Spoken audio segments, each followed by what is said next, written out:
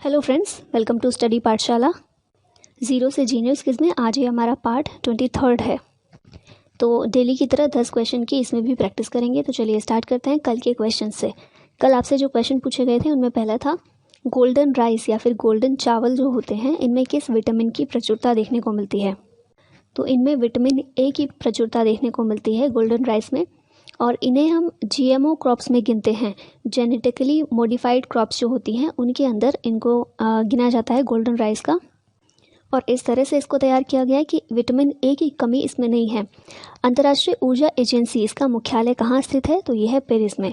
केंद्रीय कैबिनेट सचिवालय किसके अधीन होता है, केंद्रीय कैबिनेट सचिवालय इसके प्रमुख होते हैं प्रधानमंत्री। प्रधानमंत्री के अधीन ये काम करता है।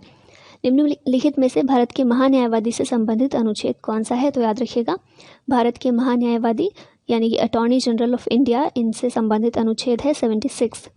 भारत का सबसे लंबा सड़क रेल पुल बोगीबिल ये किन राज्यों को आपस में जोड़ता है, ये असम और अरुणाचल प्रदेश को आपस में जोड़ता है। नॉर्थ ईस्ट के स्टेट्स हैं दोनों, असम और अरुणाचल प्रदेश, इन्हीं को जोड़ता है बोगीबिल पुल, और ये देश का सबसे लंबा सड़क रेल पुल है। चलिए अब आते हैं आज के क्वेश्चंस पर। पहला क्वेश्चन है कोशिका की आत्महत्या की थैली किसे कहा जाता है। कोशिका की आत्महत्या की थैली, जितने भी वनडे एग्जाम्स हैं उनमें बहुत बार रिपीटेड क्वेश्चन है ये लाइसोसोम। इसका आंसर है बी लाइसोसोम। इसे कोशिका की आत्महत्या की थैली कहते हैं।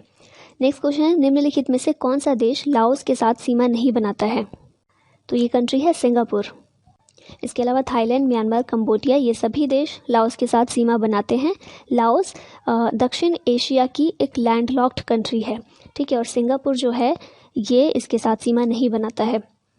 समीक्षा याचिका या फिर कहें रिव्यू पिटीशन ये किस अनुच्छेद के आधार पर दायर की जाती है, तो इसका आंसर है ऑप्शन नंबर ए अनुच्छेद 137 137। इसके आधार पर समीक्षा याचिका यानी कि रिव्यू पिटीशन दायर की जाती है। रिव्यू पिटीशन होती क्या है, कोर्ट अपना जो भी फैसला सुना रही है, न्यायालय जो भी फैसला अपना सुना रहा है, उस फैसले से अगर हम संतुष्ट नहीं हैं और हम चाहते हैं कि उस फैसले का रिव्यू किया जाए, तो इसके लिए रिव्यू पिटीशन डाली जाती है, याचिका डाली जाती है, समीक्षा याचिका, और ये अनुच्छेद 137 में इसकी व्यवस्था की गई है। नेक्स्ट क्वेश्चन है भारत का गुजराल सिद्धांत ये किससे संबंधित है। भारत की विदेश नीति का एक सिद्धांत है गुजराल सिद्धांत, गुजराल डॉक्ट्रिन। ये किससे संबंधित है, तो ये हमारी विदेश नीति से संबंधित है। जैसे मैंने स्टेटमेंट में ही बोला था कि विदेश नीति का एक सिद्धांत है। ये जो हमारी विदेश नीति है वो कुछ सिद्धांतों के आधार पर तय की जाती है कि हम दूसरे देशों के साथ जो संबंध बनाएंगे वो किस तरह से होंगे, तो हमारे उसके कुछ सिद्धांत हैं, ठीक है। तो वो सिद्धांत जैसे कि गुट निरपेक्षता का हमारा एक सिद्धांत है, विदेश नीति का ही सिद्धांत है। इसके अलावा नस्ल भेद हमारे यहाँ कभी नहीं रहा है। दक्षिण अफ्रीका को हमने सपोर्ट किया और कई सारे देशों को हमने सपोर्ट किया रंग भेद के खिलाफ खड़े होने के लिए। हमारी प्रॉब्लम नहीं थी, लेकिन फिर भी हमने उसे अपना एक इम्पॉर्टेंट विदेश नीति का सिद्धांत बना के रखा हुआ है कि कभी भी दुनिया में अगर कोई देश होगा जो नस्ल भेद का सपोर्ट करेगा, हम उसके साथ रिलेशन नहीं बनाएंगे। और उन्हीं सिद्धांतों में से एक है गुजराल सिद्धांत, गुजराल डॉक्ट्रिन। ये विदेश नीति है और ये है क्या, मेनली ये इस बारे में है गुजराल सिद्धांत, जो आई के गुजराल, आपने इनका नाम सुना होगा, इन्हीं के नाम पर इस डॉक्ट्रिन का नाम है। इसमें मेनली इस चीज़ पर फोकस किया जाता है। हमारी नीति का ये जो सिद्धांत है ये कहता है कि भारत जो दक्षिण एशिया के देश हैं उनमें एक बिग ब्रदर की भूमिका निभाएगा। हमारे आसपास जितने भी कंट्रीज़ हैं, हमारे पड़ोसी देश हैं, उनको हम सहयोग करेंगे बिना उनके हेल्प मांगे, या वो हेल्प मांगते हैं तब भी हम उनकी हेल्प करेंगे जितना हमसे हो सकेगा, ठीक है। तो एक बिग ब्रदर की भूमिका भारत को निभानी है, ये इस सिद्धांत में कहा गया है।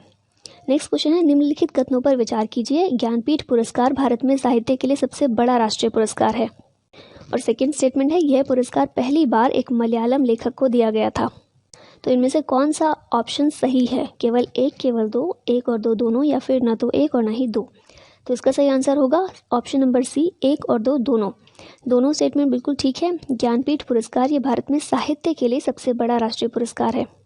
जिस प्रकार हम फिल्म जगत में, खैर वो क्वेश्चन बाद में आएगा, तो अभी इसी को देखिए।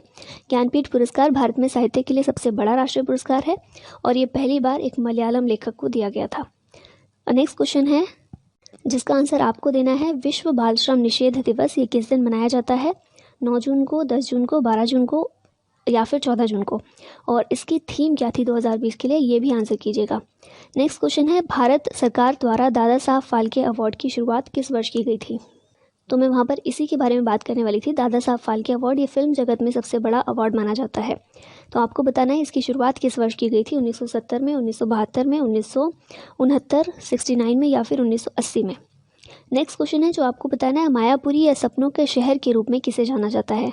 कोलकाता को, चेन्नई को, मुंबई को या फिर दिल्ली को? वह दर क्या कहलाती है जिसे वाणिज्यिक बैंक नकद, स्वर्ण या अन्य किसी रूप में अपने पास रखते हैं? तो वाणिज्यिक बैंक जो पैसा कैश के रूप में या गोल्ड के रूप में या अदर मीन्स के ज़रिए अपने पास अगर रख रहे हैं, तो उस पर जो आरबीआई के द्वारा दर तय की जाती है, परसेंटेज तय किया जाता है, उसे क्या कहा जाता है? SLR, CRR, बैंक रेट या फिर कोई नहीं? और लास्ट क्वेश्चन है, कौन सा अनुच्छेद 14 वर्ष से कम उम्र के बच्चों के लिए किसी फैक्ट्री, खनन कार्य या अन्य खतरनाक क्षेत्र में कार्य करने पर प्रतिबंध लगाता है? अनुच्छेद 19, अनुच्छेद 21, अनुच्छेद 23 या फिर अनुच्छेद 24? तो इसका सही आंसर बताइएगा। और इसी के साथ हमारी आज की वीडियो खत्म होती है।